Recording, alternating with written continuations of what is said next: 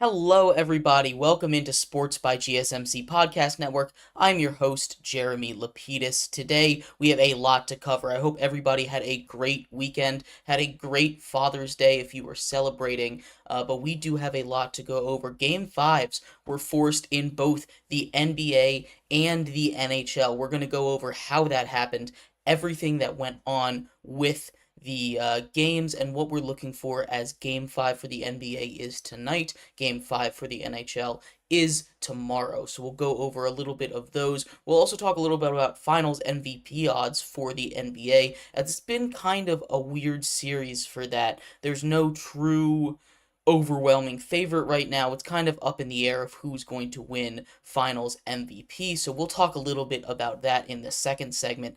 In the third segment, that's where we'll cover the NHL. In the fourth and fifth segment, we're going to talk a little bit about baseball. If you are paying attention to baseball standings right now, in the NL especially, and a little bit in the AL, but especially in the NL, there are a lot of teams that are kind of grouped very tightly together. And that is culminating in what is looking to be a very, very interesting NL MVP race, not MVP, wildcard race, excuse me. So we will talk all about that in segment 4, as there are 7 teams within 1.5 games of that third wildcard spot. And then we'll close out our show talking a little bit about the Dodgers. They had a couple of unfortunate major injuries over the weekend, one to Mookie Betts, one to Yoshinobu Yamamoto. We will talk a little bit about how that affects the Dodgers in the future and everything else with the NL and the NL West specifically. But we're going to start off our show in the NBA today, talking a little bit about Game 4 of the NBA Finals. But before we get into that, remember that if you would like to be an even bigger part of the show than you already are, all you need to do is go to gsmcpodcast.net. Leave a tip or donation with a message in it. That message should pop up on the bottom of the screen for you, me, and everybody else around the world to see. If you do have a burning question about sports, anything at all you would like to ask, go ahead and throw that in the comments. I will get to it as soon as I possibly can. Appreciate all of you guys for sticking around, talking some sports with me here on a beautiful Monday afternoon. Like I was saying, though, we are going to start off our show today, though, in the NBA. And we've talked a lot about this series so far. You know, we've gone from, oh, this is going to be a tight series, to, oh, this is going to be a sweep, to where we're at now. Game 3, the Celtics are up 3-0. The Mavericks are having their best player, Luka Doncic, questions, which is something that I did not expect to happen heading into this series. That was not on my bingo card, at least. But, you know, we head into Game 4, backs against the wall. They don't want to get swept. The Celtics are a great team. They're down one of their more dominant players, at least in the finals, in Kristaps Porzingis. And all the momentum is on their side. And yet, in Game 4, the Mavericks win, and they don't just win. They win by 38 points. And to put this into perspective for all of you guys, 38 points is a blowout. 38 points in the NBA Finals is the third biggest win margin in the history of the NBA Finals. Only the Celtics beating the 2008 Lakers and the 90s Bulls taking out the Pacers had a higher win margin. So 38 points is ridiculous. This is a huge, huge momentum shift in this series. And momentum is a huge thing in the game of basketball. It was something that the Mavericks were out of, especially after Luka fouls out in Game 3. They're able to come out and dominate this game straight up, every single part of it. Luka and Kyrie combined to score more points than the entirety of the Celtics for the whole first half. That is not a normal thing that is supposed to happen. Luka and Kyrie are great, and they have the ability to do that, but the Celtics, the way that they've been playing, the way that they've been dominating this series, and you can make the argument that this series should be closer than it is. 3-1, 3-0 comeback has never happened in the history of the NBA. 157 times this has happened. 157 times the team down 3-0 has lost. But the Mavericks have a little bit of hope left, and hope is a dangerous thing in sports. It's what, as if you were a team that's trying to close out, it's a dangerous thing, right? Because these teams, they play with everything they have. They got nothing to lose, right? They lose, they're done. These teams with the lead, they lose, they get another chance. The Celtics have 4 shots to win 1 game. The Mavericks, on the other hand, cannot lose for the rest of the season. Otherwise, it is done. This is a point where we get to see, are the Celtics able to clutch up? Are the Celtics able to make those moves? Are they able to lock in and be that great team that we know they are? They haven't really dealt with a fully healthy team with nothing to lose yet, right? When we look at what their playoff run has been, we talk about they were up 3, they were up, they took care of business against the Heat, without Jimmy Butler. They took care of business against the Donovan Mitchell-less Cleveland Cavaliers. They took care of business against the Tyrese Halliburton-less Indiana Pacers.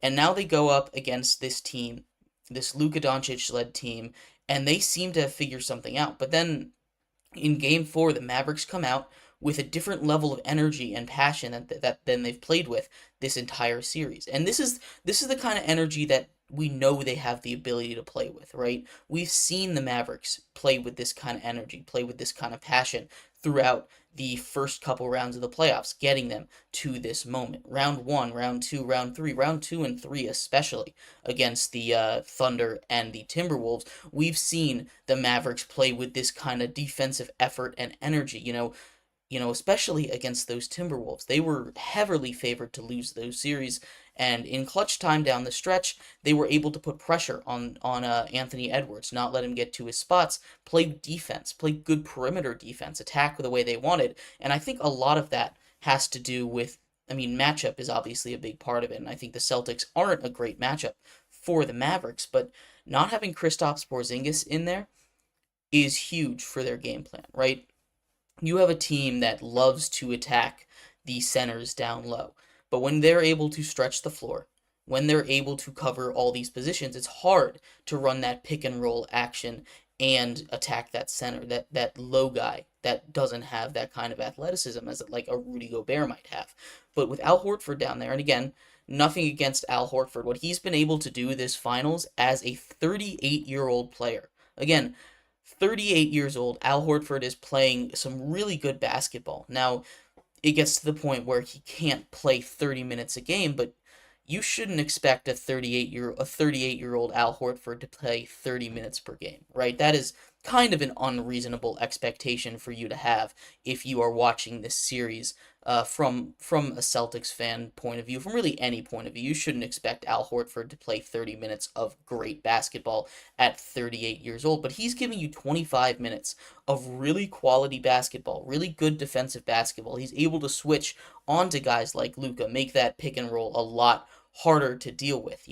He's been able to keep up with him. Luka tried a lot of those same dribble moves he tried on Rudy Gobert, and Al Horford has been able to stay with him, stay agile. It's been a huge, huge part of what's made the Celtics team look so dominant in these playoffs so far, especially against the Mavericks. But what we saw in Game 4, and what we saw really in what we saw in Game 4 in the back half of game, and right before Luka fouled out in Game 3, right, when the Mavericks were playing better basketball than them, they were playing with high intensity, with high energy, and this is what they need to do. The Celtics play fast, and I think the Mavericks are finally figuring that out, right? The Mavericks like to play a little bit slower. They like to play, their speed of basketball, but the Celtics aren't going to let them do that.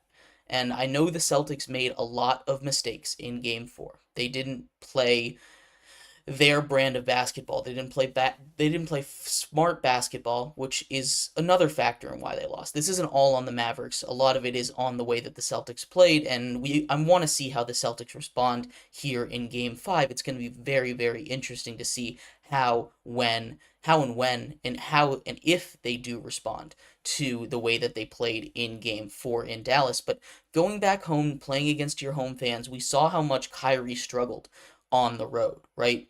And Kyrie has been a huge part of these last two games for the Mavericks. Game 3, even though they lost, he was the one keeping them in it. It wasn't a great Luka game. He was the one that was able to keep them in it. Despite Luka fouling out at the end, he still was able to keep them in it and keep it competitive. In Game 4, he and Luka both had great games, but, really this Mavericks team kind of goes as he does. And I know that's a lot of pressure to put on Kyrie Irving, who is the number 2 option. But when you're playing like the Mavericks are, you expect Luka to go off, right? You expect Luka to score 30, 40 points maybe, have himself a nice game offensively, and do whatever he does on the defensive end. But the rest of that, to keep pace with the Celtics, they need Kyrie Irving to drop 20 points minimum, right? They need 50 points combined out of their 2 stars, and Kyrie needs to score 20 for them to stay competitive. The role players need to step up. We saw a lot of them step up. Derek Lively hit his first career 3. I know he's not a 3-point guy. You're not going to rely on him to hit 3s, but he played a great game in Game 4. Daniel Gafford didn't fill up the stat sheet quite as much as some of these other guys, but he played a great game. Really, the entirety of the reserves showed up for the Mavericks, and this is the way that we know the Mavericks can play basketball. This is how they got here. This is what they do. This is what they need to continue to do, and I want to see them keep that energy up, because that energy is what is going to make this a fun, competitive series. That is all I'm hoping for in Game 5 tonight. That being said, Game 5 back in the Garden. I'm going to give a little bit of a prediction here. Looking at the odds, obviously the way that the Celtics have been playing, one hiccup isn't going to be, the one hiccup isn't going to be the end of it, right? That's not going to be the end of their season. They're probably not going to end this. But I am a little concerned of how they're going to bounce back. The Celtics, for the one thing that they've struggled with all season long, has been closing games out. Right now, the game, Boston is heavily favored. They have a minus 265 in the sports book right now. That is a huge, huge favorite. And do I really disagree with that? No. I don't really disagree with that. I think that's about on point for what we should and might be able to expect for tonight's game in the Garden. Like I said, Kyrie hasn't been able to play great in Boston unless he's able to be that Kyrie expect him to be the way he was in Dallas. The Mavs stand no chance. I'm going to take the game just because, all the energy. They need to play basically a perfect game to beat the Celtics, and the Celtics need to have their own kind of mess-ups to lose these games.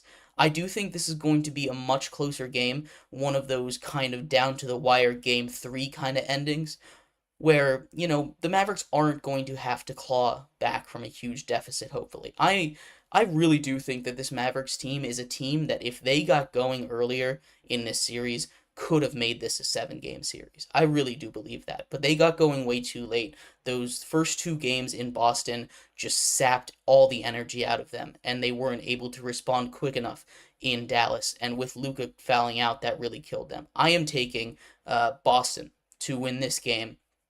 I don't know if I'm going to take them with the points. It's 6.5 point spread, but I am taking Boston to win this game.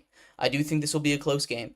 But yeah, in our next segment coming up, we are going to finish up our NBA coverage for the day. We're going to talk a little bit more about the NBA Finals MVP, because it's been an interesting series, right? There's no clear Finals MVP frontrunner. So we're going to talk a little bit about who I think should win Finals MVP, some of the candidates as the betting lines have them, and why they are in consideration. So stick around for that.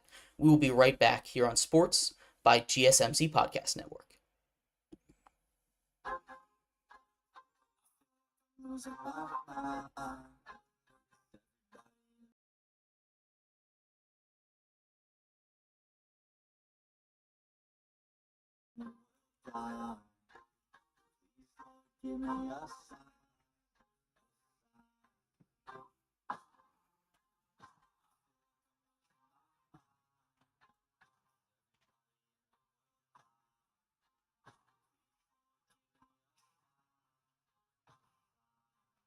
wanna be the greatest. Everybody on the station. I look around, I feel like everybody is the fakest. I make this every day and I'm impatient. Hoping one day I blow up from the basement. Statement. The top is so vacant. I'm in this shit that I think is amazing. Waiting for my day when I'm playing. Sold out shows for 1,000 faces. Hey, give me that crown. Keep my weight to be put down. It ain't your place. I'll get my time. I want that shit that I'm generating now. I'm losing it to lose the fix. I'm losing shit and stupid music. Choose to live, but choose to take me. Choose to fight and lose a grip and lose a gift. Oh.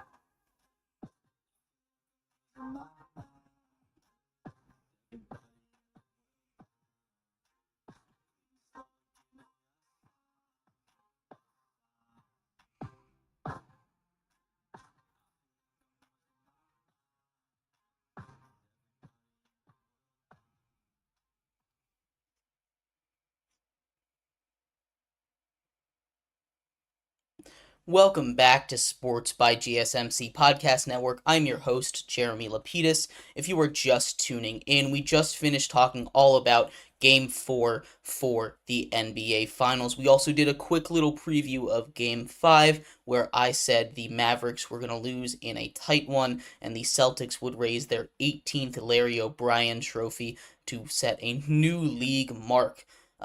Very exciting. But speaking of raising that trophy, we have to talk a little bit about the Finals MVP. There are a lot of different options for the way that this could go here in this series. There's no clear number one. We'll take a look down the betting favorite list for the Finals MVP for this series, and we'll talk about whether or not they deserve to be in there, who I think is going to win the Finals MVP, and where this series is looking at for a future perspective. But before we get into that, remember that if you would like to be an even bigger part of the show than you already are, all you need to do is go to GSMCPodcast.net.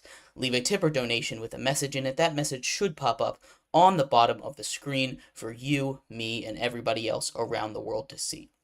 If you do have a burning question about sports, anything at all you would like to ask, go ahead and throw that in the comment section. I will go ahead and talk about that as soon as I possibly can. Appreciate all of you guys for sticking around, talking some sports with me here on a beautiful Monday afternoon. But like I was saying here today, we are going to finish up our basketball coverage for the day here, talking a little bit about the NBA Finals MVP odds. It's been a very interesting final series as far as individual players go, right? Usually at this point in the finals, you kind of have a general idea of who is going to win the finals MVP or who is a front runner to win the finals MVP. But if you talk in this series about who deserves it and who is going to win it, you might get a consensus answer. But you're going to get a lot of answers from all over the place of who deserves it, who was the best player in these finals. There was no true, at least for me looking at it, there's no obvious true number one guy, at least for the Celtics, right? Because the Celtics like to play team basketball, and that makes this award pretty hard to give out. Now, if the Mavericks find a way to win this series, it's going to Luka, right? And I know there's some theories over there that say, hey, Luka should win it either way, and that kind of died down after Game 3 when he played horrendously defensively. But, either way, even with that blemish on him, there shouldn't be giving the MVP of the finals to someone that loses, especially in a 4-game, 5-game series. Now, do I understand it in a 7-game series that maybe comes down to an overtime Game 7 or a buzzer beater Game 7 and all these games are close? Yeah, maybe I do understand that. But this is not that kind of close series where we should even consider giving it to somebody on the other team. That being said, going through the top 5 or top 6 for odds to win Finals MVP right now, according to Sports Illustrated betting odds. At the bottom, at number 6 right now, they have Kyrie Irving, and I just kind of disqualified him at number 6 just because Despite how well he's been playing in these last two games, he was awful in the first two games. Horrendous the first two games. And he was probably the reason. I mean, he's not the whole reason, but he was a huge reason why the Mavericks weren't winning those first two games in Boston. He was so inefficient with the ball. He was super inefficient, offensively, and didn't support Luka, who needed that support, especially in game two, which I do think they definitely could have won. That was a game where Boston was shooting terribly. If he had put up more than 15 points, if he had put up 25 points, they probably win that game. If he shoots a little more effectively from the field, they probably win that game. And we're having a much different discussion right now. It's 2-2 heading back to Boston instead of 3-1, right? And that makes this series look very different. But Kyrie is off the board not only because he struggled at the beginning, but because he is on the losing team right now. And then we get to, I guess, what we might call our first real option, Derek White at number 5.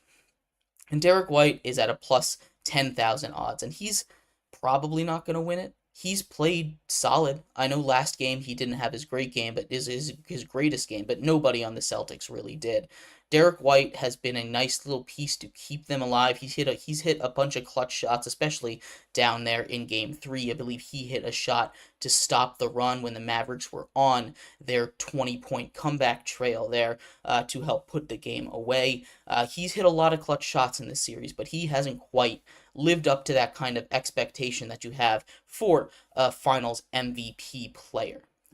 Next on the list, and this is where we start to get to guys that you might say, maybe they do deserve it. At number 4 is Jrue Holiday. And after game 2, people were saying Jrue Holiday does deserve it. He was at the top of a lot of people's boards. And now Jrue Holiday isn't the kind of guy that's going to continue to go out there and wow you with his offensive play. His defense has been great this entire series, as it always is, but he's not filling up the stat sheet offensively. He's not dropping those 30-point games. He's not taking 25 shots a game. He's not the guy that's going to do that. That's just not his role in the offense, which is why he's down here at number 4 as the option. But Jrue Holiday's a guy that I do believe should get a little bit of a good, legitimate, small amount of buzz for the Finals MVP, especially if he has a nice Game 5 here, right? And I think that's really what this comes down to. Assuming that the Celtics win Game 5 here, close out the series in Boston, whichever Boston player I think plays better tonight, if they win, is probably going home with that Finals MVP trophy. It's that kind of close of a race. But Jrue Holiday, unless he goes out and he is the guy tonight, I don't think he will win it. But he should deserve to have a little bit of buzz. At number 3 on this list right now is Luka Doncic. And Luka Doncic is a plus 1,100. So, I mean, I've already had this conversation at the beginning. I don't think a losing team's player should get the MVP. I do understand why people say it might be Luka, because if you're taking everything out of consideration, every context out of consideration, Luka Doncic is the best player in these finals, right? But that's not how this works. He hasn't been able to raise his team to victory on his own. And he needs a little bit of help. I don't blame him for that. He needs a little bit of help, but you can't be the most valuable player if you aren't the one that is propelling your team to victory. And that's just my position on it. I don't think Luka Doncic doesn't deserve it. I think objectively he's been the best player. But no, you can't give it to a team that loses this badly in the finals if they are to lose tonight. Even if they are to lose at all, I just can't really justify giving it to the losing team's player. And then we get to the real question between Jason Tatum and Jaylen Brown. And right now, Jaylen Brown is the favorite at minus 235. Jason Tatum is at plus 255. Jason Tatum had a nice little game 3. He had one really nice game. But outside of that, he's been his typical Jason Tatum. He shot 35% from the field in his finals career. So through the 2 finals he's been, and that includes this one. I know that's going back a little far and not just talking about this, but that is like the worst, I believe, of qualifying players from the field, which is kind of insane. He has not been performing the way that Boston expects him to perform. Obviously not needs, because they've been winning games, and a lot of that comes down to how great of a team they are, how great of team chemistry they have together. But right now, Jaylen Brown is the favorite, and I think that for good reason. But I do want to throw one more name into the ring: Kristaps Porzingis. And this is contingent on Kristaps playing tonight. But there is a noticeable difference when Kristaps Porzingis is on the court and when Kristaps Porzingis is off the court of how effective the Mavericks are. We want to talk about how different they were on the road and at home, and as much as that might make a difference, those are also the trends with Kristaps playing. Now, Porzingis is still questionable for tonight. We don't know if he's playing or not. If he plays tonight, and I know people might disagree with this because Kristaps Porzingis has missed 2 games, but if he plays tonight, and he is that same kind of defensive force, offensive weapon that he has been in the first 2 games that he played, and that noticeable defensive difference that we saw in games 3 and game 4, if Kristaps Porzingis is able to go out there and make that impact, I truly think that Kristaps should win Finals MVP. And I know that might sound a little bit crazy, again, because injuries are something that matter, and I know that's something that people take into consideration. But Jaylen Brown and Jason Tatum have both struggled from the field at times. They've both not been super effective, and between the two, I think Jaylen Brown, I mean, most people say Jaylen Brown has been the better player. He's been much more effective. We've talked about Jason Tatum's struggles from the field in the finals, not just this year, but in the last finals against the Warriors that he competed in. You know, this is a really interesting NBA Finals debate, right? But for the MVP, because so many players can win it, because there hasn't been that one guy that's just taken over for the Celtics. And I would argue that the guy that has done it the most effectively has been the most valuable, most impactful player for the Celtics when he's on the court, has been Kristaps Porzingis. Now, like I said, injuries do play a big role in this. And he's not in the top 6 because of injuries. I do very much understand that. But he still has my vote for Finals MVP if he plays tonight. Questionable. I'm not sure if he's going to play again. They called that leg injury serious, and he has been going through a lot of injuries in this playoffs. He's missed a lot of the playoffs, but this isn't a playoffs MVP. This is a Finals MVP award. So I do believe that Kristaps Porzingis should win this award. Will he? Probably not. It's probably going to go to Jaylen Brown if the trends continue. Again, I'm going off the theory that the Celtics win tonight. And if I'm doing that, really what this comes down to, since it's such a tight race, is who plays better tonight. And that's probably going to be the one that wins and raises that Finals MVP trophy. But I do think it should be Kristaps Porzingis. I just think he's been the most impactful player on the Celtics today in this series. But anyway, in the next segment, we are going to move off of basketball as Game 5 is tonight in almost exactly 3 hours. So get excited for that. We'll talk about more basketball tomorrow, regardless of what happens. We're going to move into the world of hockey. We're going to talk a little bit about Game 4 between the Oilers and the Panthers. A wild game. Nothing like I think anybody could have expected out of that game. We will talk a little bit about that coming up next here on Sports by GSMC Podcast Network. Looking for your daily fix of sports talk without having to pay for it? GSMC Sports Network is available on YouTube. Just search GSMC Sports Network. Get your fix of daily sports talk shows on YouTube. Absolutely free. NFL, college football, NBA, MLB, MMA, UFC, fantasy football, and so much more. GSMC Sports Network has shows running all day long, with new sports shows starting every 2 hours. Just like on your favorite cable sports channel, except GSMC Sports Network is absolutely free. Just search GSMC Sports Network on YouTube to catch one of your new favorite shows, like the GSMC College Football Podcast, Chip Shot Football Podcast, Hoops and Heels Women's Sports Podcast, GSMC Basketball Podcast, and so many more. Check it out for yourself. GSMC Sports Network, now available on YouTube, absolutely free. Search GSMC Sports Network on YouTube right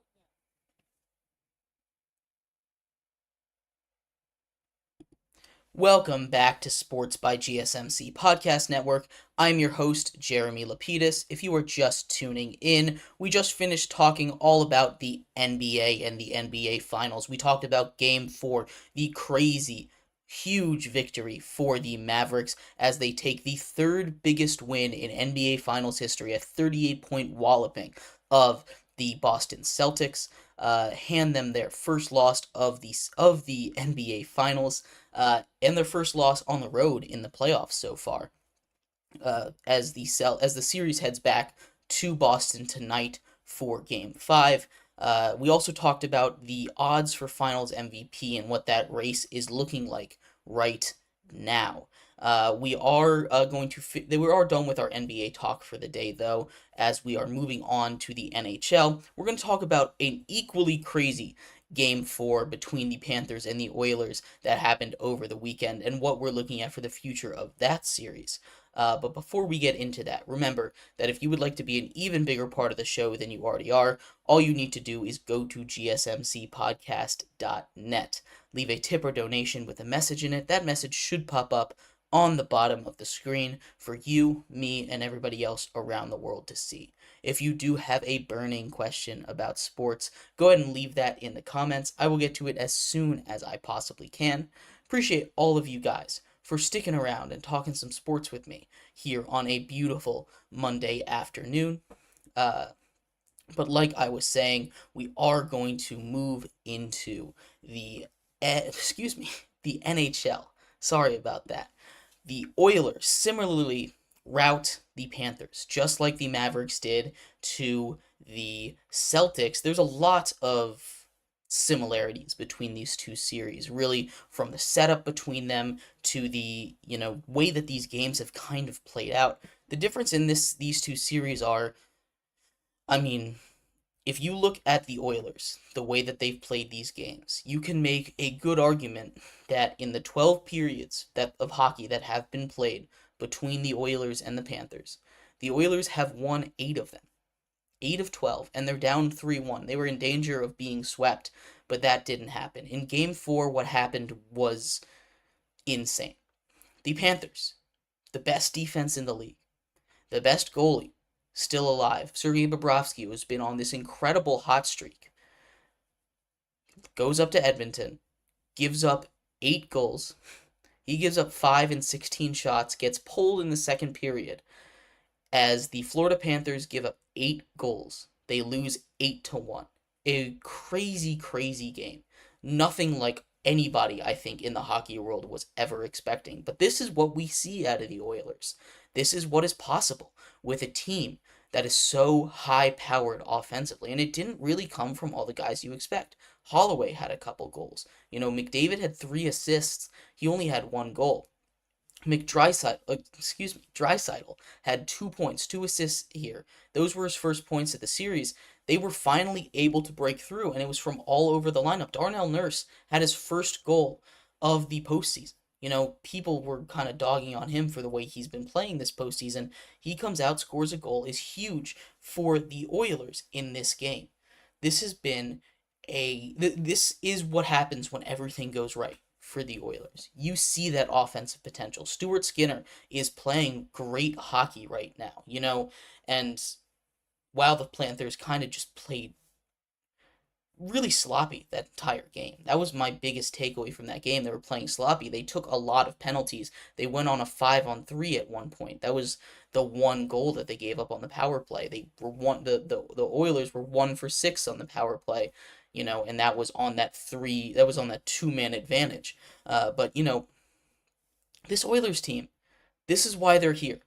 This is why this Oilers team has made it to the finals. They were able to flash that talent, that ability to come back and win these games when their back is against the wall. You go back throughout the entire playoffs. I mean, they haven't faced a 3-0 deficit ever, but in elimination games, they haven't lost yet, right? They were down 3-2 against the Vancouver Canucks. The Vancouver Canucks team that looked like they were primed and ready to move on. Then they come back, they win those last 2 games, something that only happens 20% of the time. They come back from down 3-2 after some back-breaking losses they're able to fight back. A couple goalie changes happen. That's when they reintroduced to Stuart Skinner back into the crease after Pickard won one and lost one. But it's a tough road to come back. There's a reason that it's only been done one time in finals history. There's a reason that it's only been done 4 times in the history of hockey. And I know that's a lot. That's a lot more than in basketball, but you know, it hasn't happened since 1942 in the finals when the Maple Leafs came back and beat Detroit. Right? That's when there were like 10 teams in the NHL. So they're looking to chase history, and this series feels far from over. It has a much different feel than the NBA series, because like I was saying, if you're going through and you're watching every single minute of of these games, you're looking at these games and you're saying, go through game 1. The Oilers lose that 3-0.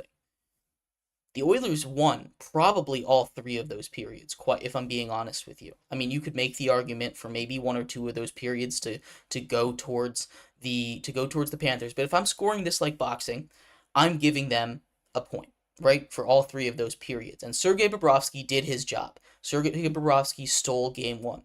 And that is what you can expect out of a goalie like Sergei Bobrovsky. That's part of the challenge of playing a team like the Panthers. You can't expect to just play better hockey and win the game, because they have that guy. They have that guy that can just shut you down regardless of what you do, right? And that is so tough to go up against. But they've clearly made some changes that worked here in game 4 here. They score 8 goals. And 8 goals is not only an insane number to think about, it's the most goals not only given up in the playoffs this year, but the most goals given up by the Panthers all season long. The Panthers have never given up that many goals this entire season, and they give it up in a closeout game in the Stanley Cup Finals. This Oilers team is serious offensively, and we know that. Everybody watching this knows that, right? That is a huge part of how they are able of how they were able to get themselves here. And it's something that we love watching about this Oilers team. That takes a lot of energy, and they've been playing, again, energy. That is the key word when we're talking about a team that is down 3-0 trying to make this comeback. Because at times when you're down like that, it might feel hopeless. It might feel awful. It might feel like, oh, we're just going through the motions. We're done. We had a great season, but we're done. And you never want to get trapped in that headspace. That is how you get blown out, right? That's how you get complacent.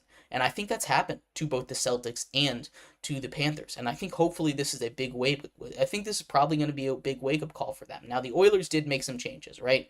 They shifted some lines around. They put McDavid and Draisaitl together with some new pairings, and that worked awesome. And I think that, we were talking about this in the production meeting. Garrison, the host of the Hockey and Golf podcast, brought up that the Oilers have never, after losing 3 in a row this season, have always gone on win streaks of at least 5 games, right? After they lost 3 in a row, they went on that huge win streak that I keep bringing up, where they won, I believe, almost a record-breaking 16 straight games back in December into January. That is when Stuart Skinner was playing the way he is right now. You were going through that. They were giving up. They only given up more than 3 goals twice in that 16-game span. That is great goalie playing, and that's part of it as well, right? This is keeping them in the game. This is keeping them invested in the series, and I still feel like this team believes. I feel like I was saying, they were playing better hockey. They just weren't able to get pucks past Bobrovsky, and they figured something out. They got 5 pucks past Bobrovsky in 16 shots. In 2 periods, they scored 8 goals against this stout Panthers defense. Now, the Panthers are going to make adjustments, right? You can't expect them to come back after an 8-goal game and not make adjustments. But I think this is a series. And I know that I discounted the Oilers. I kind of called this series over. But that's because the Oilers hadn't been able to get anything past Bobrovsky, even in the periods they were winning. Like before this game, I counted 5-4 in periods. In the 9 periods through 3 games, I counted that it was 5-4 Oilers. Now it's 8-4 Oilers, right? That is a huge lead in period points. Now, period points is a metric that I have made up that means nothing. It means literally nothing to anybody, but it's just a way that I like to visualize these hockey games, because hockey is a sport where the best team doesn't always win because goaltending is a thing, right? And that kind of personal metric that I put on this series is, it's purely subjective. Again, there's no data that backs up these period points that I'm putting in here, but it shows how good Sergei Bobrovsky has been. It shows how good this Panthers defense has been, but they cracked the code. The Oilers did. They found a way past the netminder, and if they can continue, again, they don't need to score 8 goals every night, but this showed everybody that they're not here to they're not here to play. They're here to win. They're here to play hard, and if they smell blood, they are going to attack. And this is going to be a fun game. I'm very excited. I really do think that the Oilers have a legitimate shot of coming back from 3-0. We almost saw it earlier this postseason when the Rangers almost gave up a 3-0 lead to the Carolina Hurricanes, right? This Oilers team is a team that plays hard and does not give up. And that is a huge important trait to have when you are going in a series that is really not going your way. But I do believe in this team. I think that if there is a team that can do it, it's a team with offensive firepower, and nobody else has more offensive firepower than the Oilers, right? The Edmonton Oilers here head back to Sunrise, Florida, to take on the Panthers in Game 5 tomorrow. I'm very excited to see what happens. We'll break down Game 5 a little bit, I think, tomorrow if we have time, but if we don't, I'm going to give you a prediction now. I think the Oilers take Game 5 in overtime. Not super high scoring. 3-2, 4-3, something like that. And I do think that this series makes it back to Edmonton for Game 6. So I'm excited for that. We'll see what happens in the rest of this series, but we are going to move into the world of baseball for the rest of our show. We're going to start off our baseball talk a little bit about the wild card races, kind of some looking at the MLB standings a little bit, taking a look at how many teams are kind of clinched up in that middle, bunched up together there, especially in the NL wild card race. And we'll talk about all that, where we're looking at here as we race towards the midway point of the MLB season. So stick around for that. We'll be right back here on Sports by GSMC Podcast Network.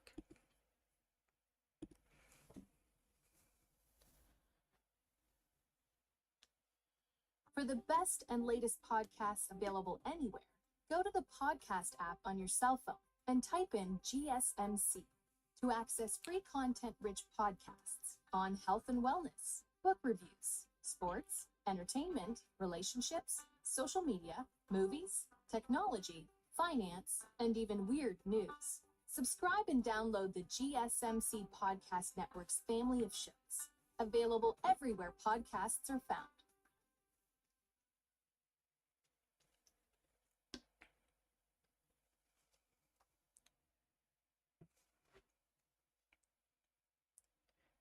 Welcome back to Sports by GSMC Podcast Network. I'm your host, Jeremy Lapidus. If you were just tuning in, we just finished talking about the NHL Stanley Cup Finals, the 8-1 rout that the Oilers put on the Florida Panthers as they force a Game 5 in Sunrise, Florida tomorrow. We also talked about the NBA Finals. We talked about the Mavericks' own rout of the Boston Celtics that forced a Game 5 tonight in Boston. We talked about predictions for that. I picked the Boston Celtics to close out the series there. And we also talked about the NBA Finals. Who is favored to win it? Who I think should win it? And the way that this series is interesting in the NBA Finals compared to a lot of other years. We are going to finish off our show today here talking about some baseball. So we're going to talk about 2 different baseball stories, starting off with something that is very interesting to me, the standings right now. And I know standings are kind of boring, but stick around with me here just a little bit, because this is a really weird part of baseball right now. They just added a third wild card, and in the NL specifically, there are 7 teams that are within 1.5 games of that third wild card spot. So we'll talk about what that race might play out at as we reach the halfway point really soon here in the MLB season. But before we get into that, remember that if you would like to be an even bigger part of the show than you already are, all you need to do is go to GSMCPodcast.net. Leave a tip or donation with a message in it. That message should pop up on the bottom of the screen for you, me, and everybody else around the world to see. If you do have a burning question about sports, anything at all you would like to ask, go ahead and leave that in the comments. I will get to it as soon as I possibly can. Appreciate all of you guys for sticking around, talking some sports with me here on a beautiful Monday afternoon. But like I was saying, we are going to get into some baseball coverage here. Very excited. I'm going to talk a little bit about the NL wildcard race. And I did a little bit in that intro right there of a preview for you of where we're going to go. But if you look at where we are in the NL wildcard race specifically, and really all over the MLB, it is insanely close. There are, I believe, 14 teams that are within 3 games of each other in the AL and NL, between 31 and 35 wins. That kind of range right there. There's like 14 teams that are right in that range. But if we go to the wild card right now, and we talk from wild card 2, the Braves in the NL have wild card 1. They're 4 games up on the on wild card 3, right? But the St. Louis Cardinals are at wild card 2 right now. They are half a game up on wild card 3. Wild card 3, there's a tie between the Padres and the Washington Nationals, which is insane. Nobody would have guessed that the Nationals, halfway through the season, at 35 and 36, are in the race for the NL wildcard, in the race for the playoffs. That is 3 teams within half a game. The Arizona Diamondbacks and the San Francisco Giants are half a game back of the Nationals and the Padres. That is 5 teams within 1 game, right? Then we get the Pittsburgh Pirates and the Cincinnati Reds, which are 1 game back of the third wild card, half a game back of the previous, and 1.5 back of that second wild card. That is 7 teams. And you know what? We can go 1 step further. The Chicago Cubs and the New York Mets are 1.5 game back of the Nats and the Padres, 2 games back of the Cardinals. That is 9 teams. 9 teams that are battling for 2 spots that are all within 2 games of each other. That is going to be a super fun race as we get down the stretch of the season. And like I said, this is not like we're in the beginning of the season. We are almost halfway through the year right now. We're right around game 72 for these teams, so we are racing towards halfway point. Halfway point is 81. We are almost there. Halfway point is in our sights, and there are 9 teams. 9. That is almost all of the fingers I have that are right on the cusp of the playoffs in the NL. And that is the way that really the entirety of baseball has been. You know, outside of those 9 teams, there are only 2 teams in the NL that are all but eliminated from playoff contention. You know, that being the Rockies and the Marlins. And if we go look at the AL, well, it's not quite as close. You know, outside of the bottom 3 teams, every single team in the AL has a chance of making those wild card. We'll walk through that. The Angels, the Angels, the A's, and the White Sox are all but out at this point. Houston, Texas, and Tampa are 6 to 7 games back, while Boston, Toronto, and Detroit are 3 to 5 games back, right? There are lots of tight races as we continue, and this is the way the MLB has been. Really, it's a really interesting kind of way that the MLB has been this season, because you have a clear bottom 5 teams, right? You have a clear Colorado, Miami, Chicago, White Sox, Oakland, and Los Angeles Angels at the bottom, and you have a top. You have a clear top tier of teams with the Orioles, the Yankees, the Phillies, and the Guardians. These are clear top teams. You can throw the Royals in there if you want, but every other team, right? That's all but like 10 teams are in this middle pack, and really anything can happen. It is going to be a wild race for these wild cards, especially wild cards 2 and 3 in both of these conferences. But getting back to the NL, because I think it's going to be a little more of a crapshoot there. We're already seeing a little bit of separation there in the AL. You have teams that kind of have no business being in this mix. I already talked about the Washington Nationals. They are tied for that third wild card right now with the San Diego Padres. The Nationals have no business being up there. They have punted on this year, basically. They've given up on everything that they're trying to do this season. They are not, really competing that hard this season. This is not something that they said, all right, you know what, we're in it. We're going for it. They have the number one prospect in baseball on a bunch of people's rankings, James Wood, ready to come up. If they were serious about making a playoff run, he would have been up at the beginning of this season. Their pitching staff, they've called up a lot of guys. I've got a little bit more information here as a Nats fan, following them a little closer than a lot of other teams. But DJ Hurst just comes out, throws 13 strikeouts in 6 innings. Not just in 6 innings, but he does it in 84 pitches. That is insane efficiency out of a guy who, that's just his third start ever in the big leagues. Mitchell Parker, we talked a little bit about him at the beginning of the season. He came up in the second week of the season. He has not given up more than 3 runs in any start so far this season. He has been great. Trevor Williams goes on the IL. He's having a career year. Mackenzie Gore, for the Washington Nationals, the guys who are supposed to be the ace, has been number 4 for this team, right? And he's been great. Jake Irvin has been great for this team. That pitching staff has been incredible for the Washington Nationals. And these teams that they're competing with, Arizona, they were in the World Series last season. Cincinnati has this huge upswell of young talent coming through their system right now, led by Elly De La Cruz. Pittsburgh has Paul Skeens. Chicago is kind of in a weird spot where they were starting really good and kind of have been on a schneid lately. The Mets have won 5 straight now. The Padres, Tatis is on a tear. They have this lineup that on paper should be among the best. And the Cardinals also started slow. They have been one of the better teams in these last couple months of baseball. The amount of parity that's going on in the NL and the amount of shakeup, if it stays this close, it's going to be insane scenarios as we get down to the last month of the season. Now, it's still pre-All-Star game, so it's tough, but you're starting to see these standings take form, and there's so many teams, especially in the NL, that are so close to that wild card spot. The trade deadline is going to be messy. A lot of these teams are teams that are supposed to trade guys. Again, Nationals, Mets, they're supposed to be sellers at the deadline right now, but they're so close to the playoffs. Are they going to be sellers? Are they going to sell off all their best assets? They're so close. Maybe they reload next year and make a run at it. What's going to happen in the AL? What is the deadline going to look like? These are the kind of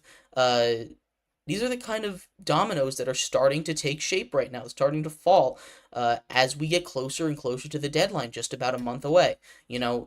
It's going to be a very interesting, and I think this is going to be a very tight deadline. And what I mean by that is there's not going to be any big trade. There's not going to be there's not going to be a huge move, because all of these teams are kind of grouped together, and some of them that are grouped here are probably going to sell. I expect the Nats to sell a little bit, but still, it's going to be a really interesting trade deadline, and we'll keep an eye on all of this as we get closer to the deadline, as we get closer to the All-Star break. But it's just going to be really interesting. 9 teams within 2 games of the second wild card, all together. That is insane.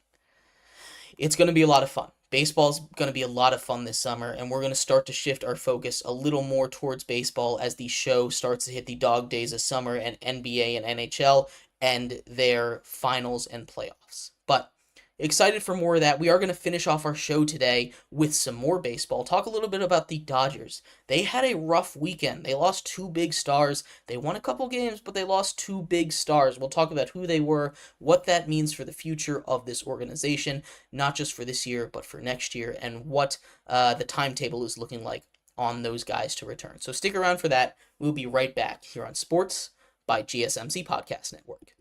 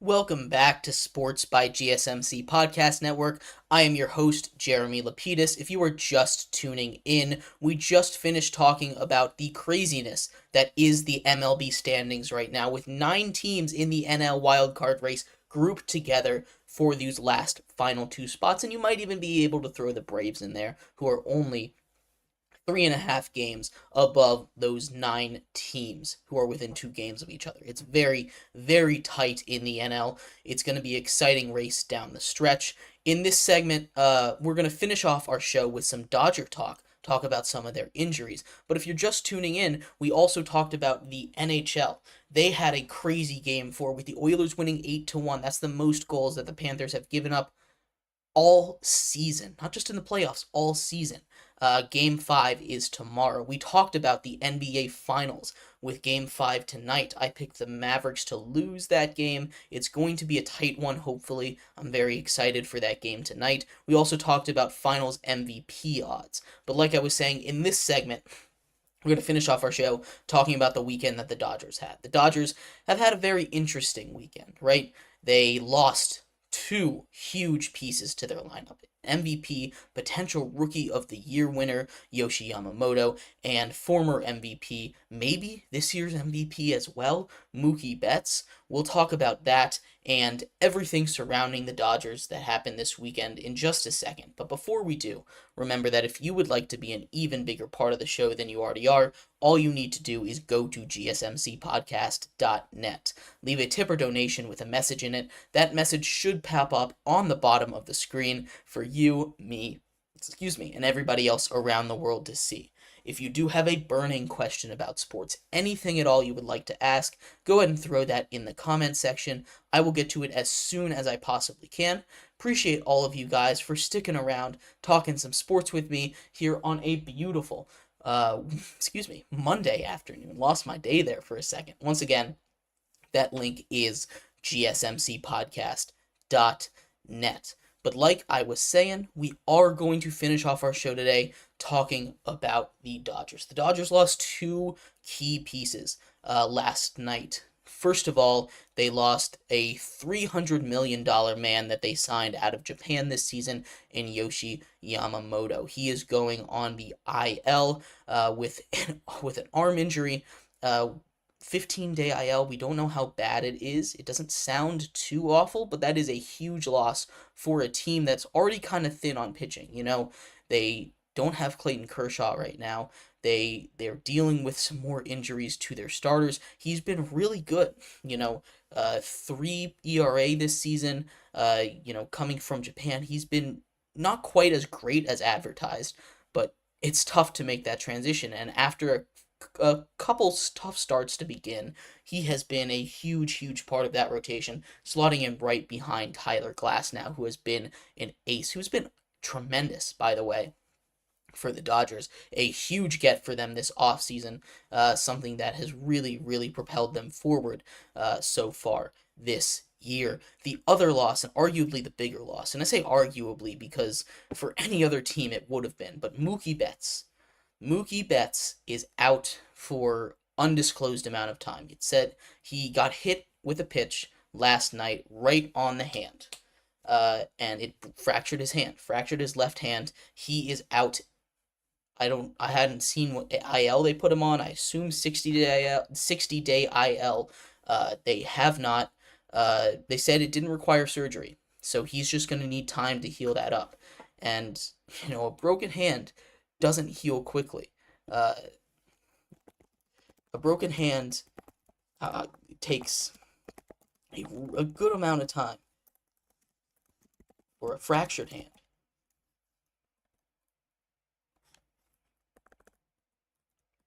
For how long does it take for a fractured hand to heal? It's not a short amount of time, right?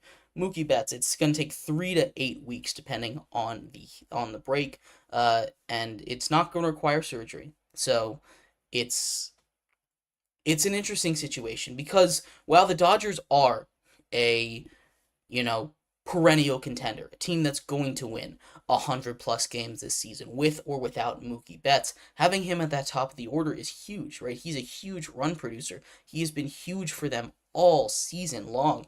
You have Shohei Ohtani, you have Freddie Freeman, but just because you have those other two MVPs at the top of your lineup doesn't mean it doesn't suck to lose your third MVP, a guy who has arguably been more valuable for them all season long. Mookie Betts has been a huge loss for them. He's been playing shortstop, even though, not a shortstop.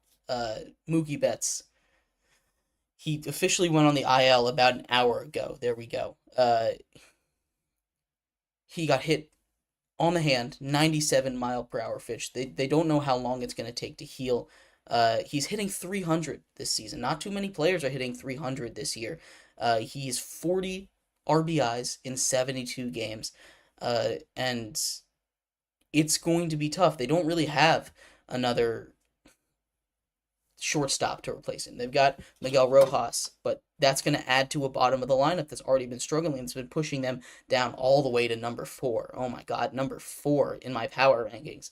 But that's kind of low for a team with this kind of expectation. That's kind of low for a team that's expecting to win a World Series every single year. It's World Series or bust for them, but it is a little bit of it is a big setback. They don't know how long it's going to be.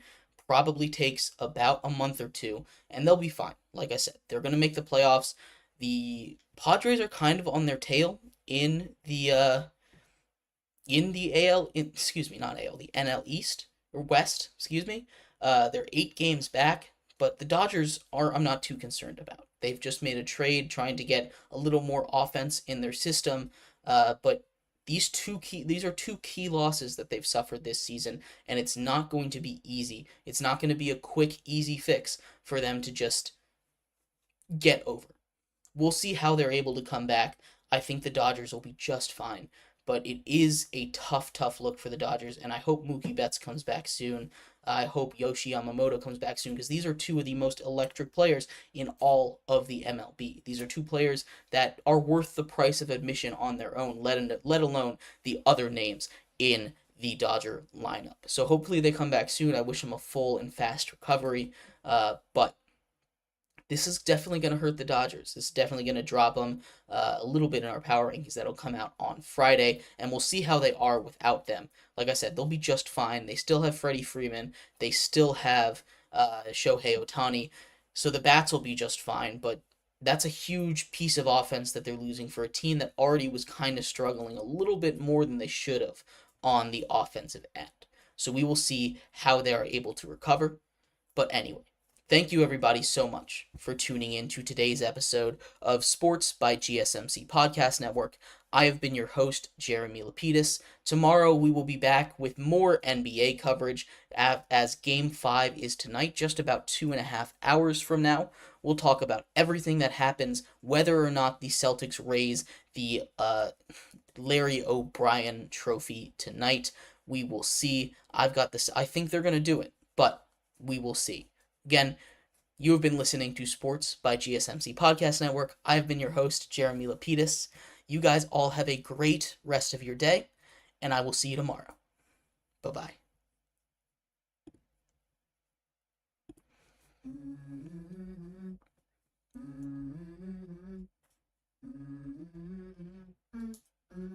Let's go. I pull up, feel like it's gonna be a bad day.